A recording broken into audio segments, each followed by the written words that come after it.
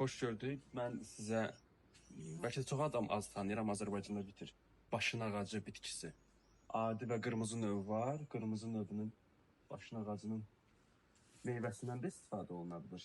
Yarpağından da, oduncağından da istifadə olunur. Başın ağacı bitkisinin haqqında sizə məlumat verəcəm. Latıncası bu həmin başın ağacının Viburnum opus adlanır. Türklər gilaburu ekstraktı dedikləri həmin bu meyvədir. Rusca kalina adlanır.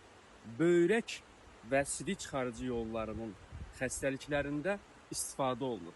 Başın ağacı çox istifadə olunanda ürək bulanma verə bilir. Əgər kiminsə də qanı qatıdırsa və yaxud da qan duruducu dərmanlar istifadə edirsə, başın ağacını istifadə etdikdə ehtiyatlı olmaq lazımdır.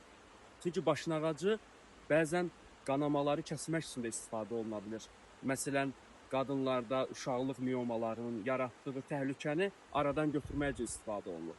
Böyrək daşları və yaxud da daşlarından sonra reabilitasiya üçün kalina, yəni başın ağacından belə hazırlaya bilərsiniz. 100 qram meyvəni götürün, yarım litr qaynar suda 10 dəqiqə dəmləyin, dəmlədikdən sonra süzün və oraya 20 qram bal da əlavə edə bilərsiniz. Qarışdırdığınız hazır məhlulu gündə bir xörək qaşığı 6-7 dəfə yeməkdən öncə daxilə qəbul edə bilərsiniz. 2 həftə istifadə edin, 2 həftə fasilə verin.